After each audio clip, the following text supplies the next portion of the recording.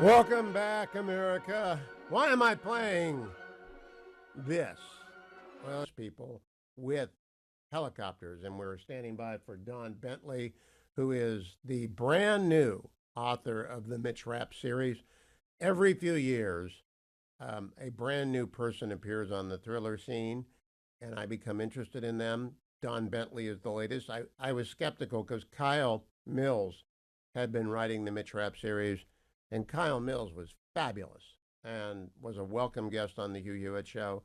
So when Kyle announced last year he was retiring from the job of doing the Mitch Rapp series, I worried that we would not have available to us a great successor and interest to that. But they did. They went out and they found Don Bentley. Don Bentley's a very accomplished author. I should have known he was an accomplished author because Don went to The Ohio State University. But he is about ready to join us to talk about Capture or Kill. Here's my review. It's terrific. And I was a little bit stunned because whenever I have an author on for a sponsored book like Capture or Kill, I always wonder about whether or not it's going to be readable. Not only was this readable, it was fabulous. It is a terrific novel, and Capture or Kills in bookstores everywhere. It's in every airport in America. So if you're traveling this week or throughout the campaign, and I want to recommend it to you for a bunch of reasons I'm going to talk about. I gather we can't make the connection via video, but let's talk with Don Bentley. Don, welcome to the Hugh Hewitt Show. Great to have you. Hey, Hugh. Thank you so much for having me. You missed the glorious intro I gave to you, which is this. Vince was a friend of mine. Vince was with us when he got the diagnosis of the disease that eventually took his life. I was very skeptical of Kyle Mills, the first book he did, and he delivered and he delivered and he delivered. And when they sent me your new book and they said, okay, Don Bentley's taken over, my standards are pretty high because I knew Vince. You have done him proud and he is smiling. Congratulations. You've got to be very happy with this. Well, thank you very much for saying that. All kidding aside, Vince is my favorite ever author. As a fan, he is the person, the first one who really started telling these kind of stories in a post 9/11 environment. And so, as a writer, all of us who write in this genre take something from what Vince has done, and it is my greatest honor to be able to continue his legacy. So, Don, let me begin with a question that is taken directly from a conversation between Mitch Rapp and an Army colonel in Afghanistan. What is your mission? So my question to you as the person who has been passed the torch of Mitch Rapp, what is your mission? It's a great question. I think what I wanted to do, and there are two people that are kind of the legacy or the guardians of Vince's legacy, and that's Emily Bessler, his longtime editor, and Sloan Harris, that is his longtime agent. And when I talked with both of them, I said, look, all I want to do is tell the kind of stories that I loved when I was just a fan reading Mitch Rapp, reading Vince Flynn. I started reading him pretty heavily when I was deployed to Afghanistan, and so in my mind, Vince and Afghanistan are always linked together. And when I was an FBI agent in Dallas in 2011 and remember standing in my living room and seeing President Obama get behind the podium and say, we just killed Osama bin Laden. And my first thought was, it's about time we finally took him off the map. And my second thought was, I wonder what Mitch Rapp had to do with that. And so Capture or Kill is an answer to the question that Vince Flynn fans have been asking for the last 13 years. And that question is, what role did Mitch Rapp play in the operation to capture or kill Osama bin Laden? Don, you've led me right into my first big question. When I got the ad copy, because I recorded an ad for radio for Capture or Kill, which is playing everywhere, and I read the copy, I said, wait a minute, I haven't read the book yet. It hadn't arrived. And it said it was about 2011 and Osama bin Laden. And I was really discombobulated because I've read every one of Kyle Mills's additions to Vince's legacy. Why did you make the choice? Because it is a very significant choice to go back 13 years to pick up your torch. Yeah, so Vince Flynn is the second legacy series that I've had the honor to write in. The first was the Tom Clancy books.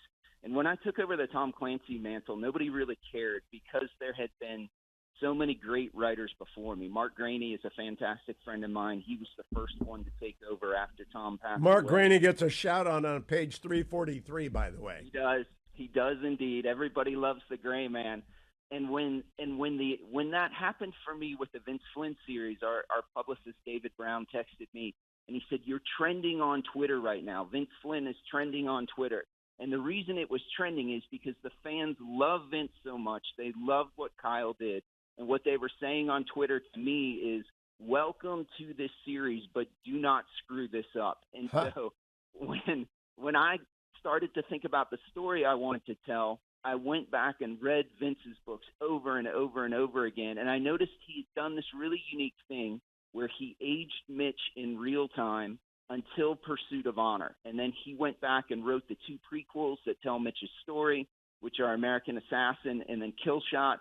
And then he came back with what was tragically his final book before he passed away from cancer, which was The Last Man. And so in that gap of time, there were 3 years where nobody knew what happened with Mitch Rapp. And I started looking at that and thought, man, that's during the bin Laden raid. I wonder if Vince ever even talked about that. And so if you go to his website, there's a little section where fans can write in questions, and somebody asked him. They said, "Hey, what do you think Mitch Rapp was doing during the bin Laden raid?" And Vince said, there were a whole lot of folks on the ground who were setting the conditions for the raid, and I think Mitch was probably doing something like that. And so I was off to the races from a story perspective. I think selfishly what I also wanted to do was earn the fans' respect and credibility. And I thought, what better way to do that than to have Vince be my training wheels and put my book right in between his last 2.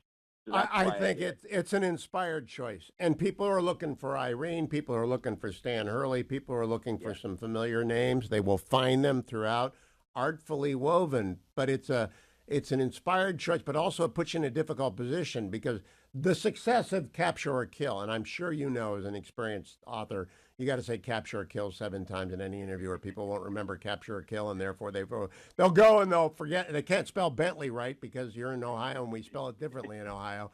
It's Bentley, Bentley D at Twitter. You can find it if you go to X and do Bentley D. And I've posted the link. Capture or Kill is out there.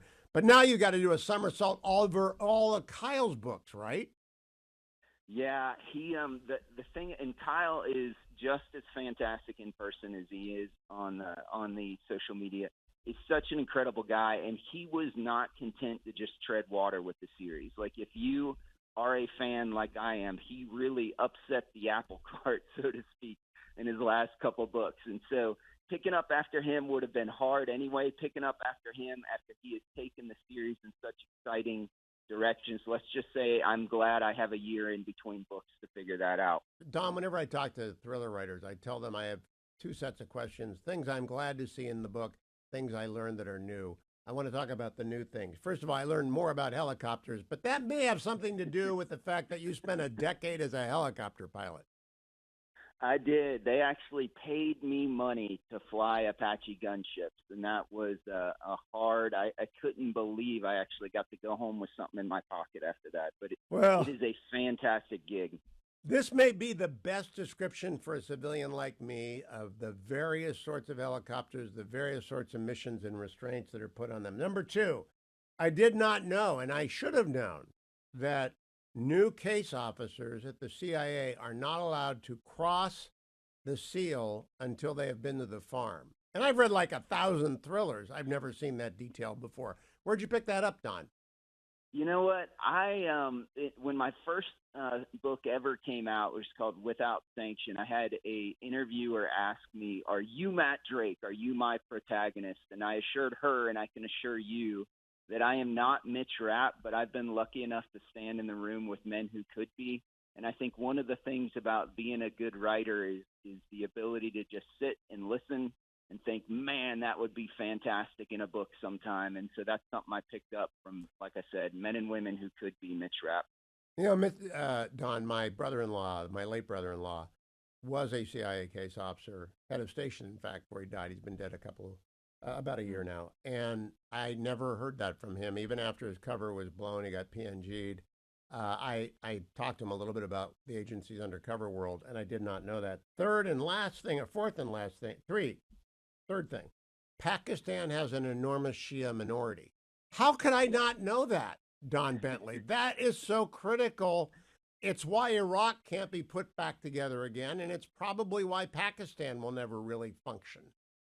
Yeah, there's this book called The Looming Tower. I don't know if you've ever heard of that one or not, but it's interesting that you say that because when I was a young FBI agent, I had was seeking out mentors everywhere, and a friend on the counterterrorism who worked the counterterrorism threat gave me a copy of Looming Tower, and he said, "You need to read this in order to understand what we're trying to do here." And so once you understand kind of the Shia-Sunni divide across the Middle East and that part of the world, it explains many of the problems that we have today. And I just didn't know that Pakistan. I thought it was a Sunni country like UAE or Egypt, yeah. But that is a big problem. I was unaware of, and I've been covering the war since 9/11. I was on the air 8 hours on 9/11. And I just never. Of course, I talk about the Looming Tower all the time. Last thing I learned, I did not know that the agency, and Mike Pompeo's a friend. I did not know that the agency had an S&T division, Science and Technology division. Are you inventing that, or does that really exist? No, it absolutely really exists. And those are, and so for the listeners, the Science and Technology division within the agency are the ones who come up with some of the very cool toys that we read about. Another organization that kind of does that for the intelligence community writ large is one that's called IARPA, which is the counterpart to DARPA, but does that work for the intelligence community. Well, no, it was like watching Q on a Bond movie, and I'm not going to give anything away. People will love Capture or Kill because of what S&T develops for Mitch Rapp. Now, let's talk about my favorite line before we run out of time. We're going to talk after the break and put it in a variety of places for you to hear as well. I loved the line, my favorite line, "Are you a SEAL? Then let me drown." That is actually laugh out loud funny in the middle of a very dramatic and well-written scene. What did your editors say when they saw that?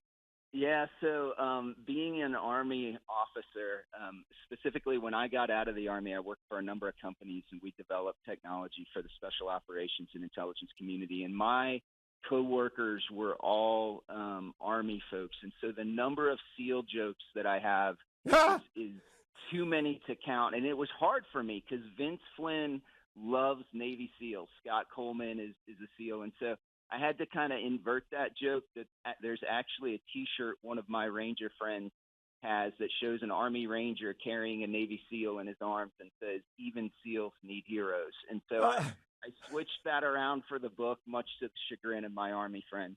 Well, let me remind everyone, whether they're on Team Navy or Team Army, they all work together, but there is a bit of dialogue on page 272 between a Ranger captain and a SEAL that is pitch perfect in this civilian's ear. And I have been around both, and I know how they love to joke each other and how the Army, Navy. I'm a civilian. I don't have a dog in that fight.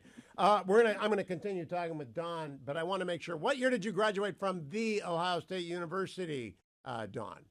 From 1997. So the years that I were there, my father actually went to that school up north. So we were a house divided.